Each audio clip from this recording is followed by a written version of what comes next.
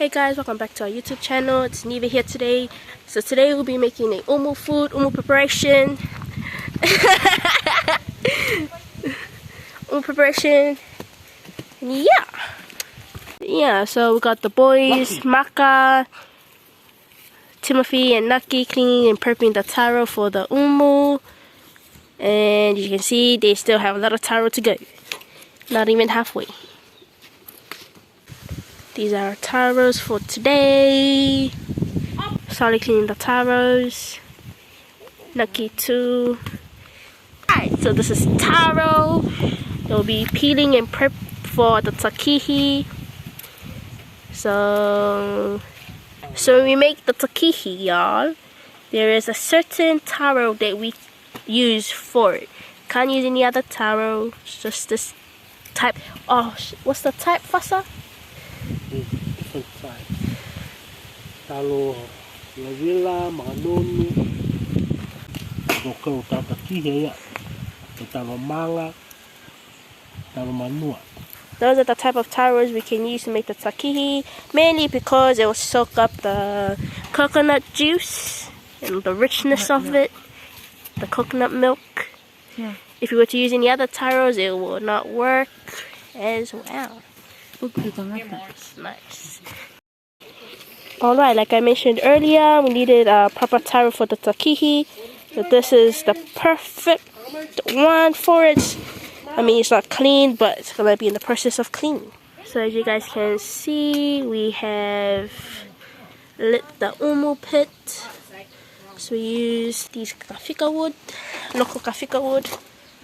And you can smell the smoke from these woods. So the smoke in the air, you can actually smell the wood from it. And yeah.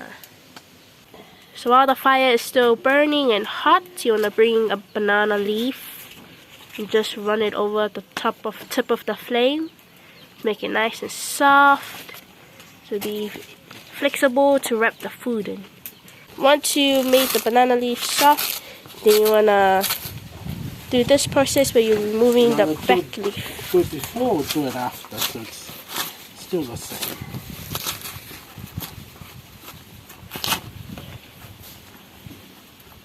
And we got these guys still going, doing the same thing. Maka giving them a hand over there. And these are the taros Naki was doing. He was just cleaning them, peeling them. Look at them. Ready to go in the umu. So you wanna put the taros like this and get a small piece of foil just to wrap it up, just to keep it nice and clean when you're going into the umu, so it doesn't get dirty or anything. Yeah. So this is the other process, or part of the process of making the takihi. So you wanna use a peeler and just gonna shred the taro so it'll be nice fine pieces as such. Yeah. So these are really good like this. I had to change peelers because this one was, I thought they were a bit too thick. So that one's a bit. So you'll be using a knife to strip the papayas as they are nice and soft. So here it is. The results of one taro. This is a lot. So it comes out as a lot is being shredded. Oh, sorry. We've got our coconut milk or cream here. Alright, so this is the base layer. We've put the pawpaw on. Now we're gonna spread some taro over that. So you just want to do layer by layer of pawpaw and taro peels with a hint of salt with each layer. Now you just kind of want to layer it up. Taro. Make sure it's evenly placed. Main objective here is trying to cover, not fully cover, but cover the papayas. I think it's just layer. Also preference, like how thick you want your taro to be. For me, yeah, for me personally, I like mine with heaps of pawpaw. And the pawpaw not to be overly ripe, but just right. Because it doesn't matter when it comes out of the oven. What it matters when it's green. Once the taro layer is done, you want to go over with the pawpaw again. Just slicing it and layering it over the top. The pawpaw doesn't have to be close, compact. It will be nice, evenly spread, or just spread. Look at that, smooth. Fun fact. About a pawpaw, it gives you bad breath. Like See, this is what I mean about like heaps of pawpaw. You only want to do this if you have a lot of pawpaw, but if you do not have a lot of pawpaw, do not do this. But this is the islands. There's plenty of pawpaw. I think I'm only gonna do 2. Yeah, well, people steal papayas from other people's plantations. Fun fact. Okay, if you're a tourist and you're visiting Niue, it's not cool to be stopping at any plantation and getting pawpaws off. The tree, because the tree is right by the roadside. Especially plantations on the roadside. We've seen a few tourists do that. And Yeah, we've people heard don't mind. Not just the pawpaws, Some people but the don't mind. watermelons too. Yeah. But the watermelons, that's a no. Usually those crops are planted together like taro, tapioca. So don't do that when you're here. So we'll be doing our last layer of pawpaw right now.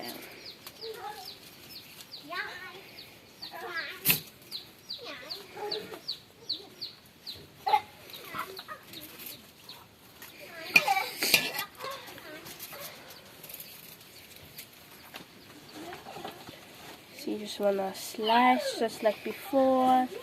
Slice nice and smooth. And just lay it out on top of the taros.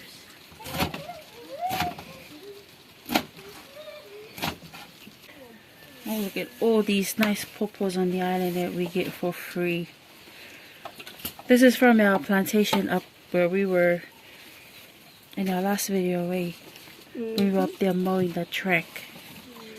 So these were those pawpaws.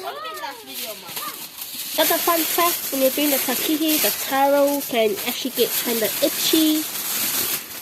Just for those amateurs, not kidding. Just for those, some people are unlucky and get itchy when they touch taro. So as soon as you touch taro, advice is do not touch water or don't go wash your hands as soon as after touching taro, as that can cause the irritation of the itchiness. So the best thing to do is do not touch water. But if you're a professional or like just one of those natural born people who that has no effect of itchiness even when they touch water, then you are a blessing. You are blessed. Like me, my dad, one of my sisters, and my grandpa, our hands aren't itchy after we touch taro. Or when we touch taro, and I when get we really wash our itchy, hands. so that's why I always wear gloves. So if you see people wearing gloves and touching taro, just know that those are one of the people who are not blessed. Ain't that right, Chantal? Yep. And that's it. Prepared it today before we came up. So just easier.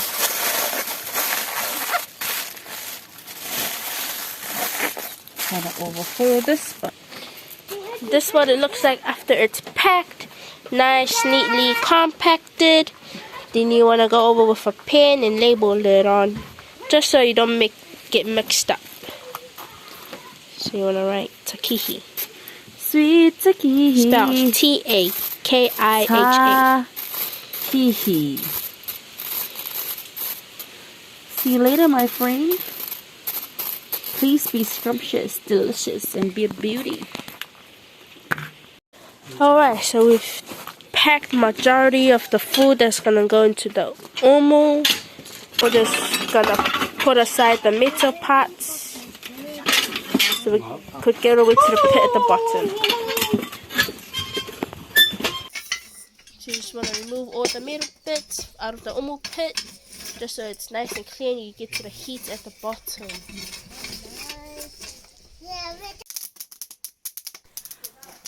Okay, so now we're gonna be putting a new tupu leaf at the bottom of the pit. Then we're gonna be placing these pieces of pork over the top, just so it doesn't overly like cook or burn or anything like that. So it's not dirty too. At the same time, we're gonna place another leaf on the side. So first I just put the fish on the side of the omu, and now he's placing the food that we wrapped up previously earlier on. And yeah, I think that's about it. So we just finished placing all of our taros that's wrapped in foil over the pit. Now we're just gonna be putting some of the tapiokas along the sides. You don't have to put tapioka, you can just put tapioka if you guys don't have enough taro. But in our case, we just wanted to have some tapioka on the table for once. So we got some more taro here in the basket that still needs to go inside the umu. Now we're just gonna be removing the stem and just placing them inside the pit.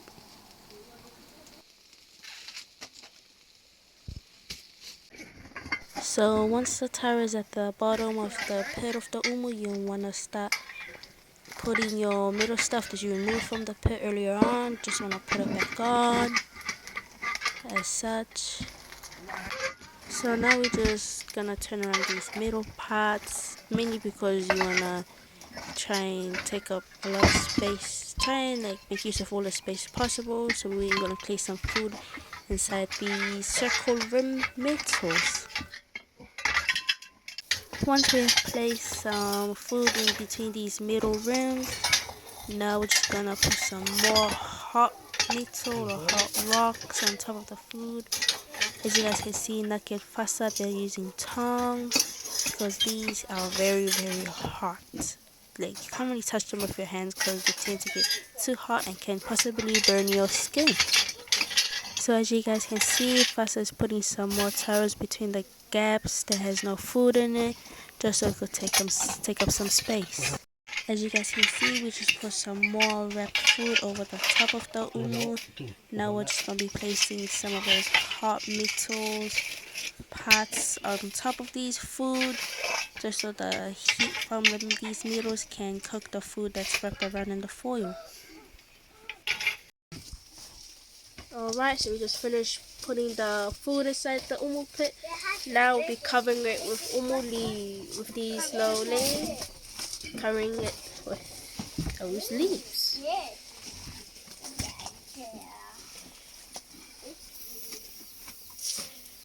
Okay, so you want to use these leaves and you want to fully cover the umu with it, so you won't see like the pit or the food in it. So you want to be doing this, and afterwards you want to bring these blankets, the old bedding blankets, and cover it over the top with.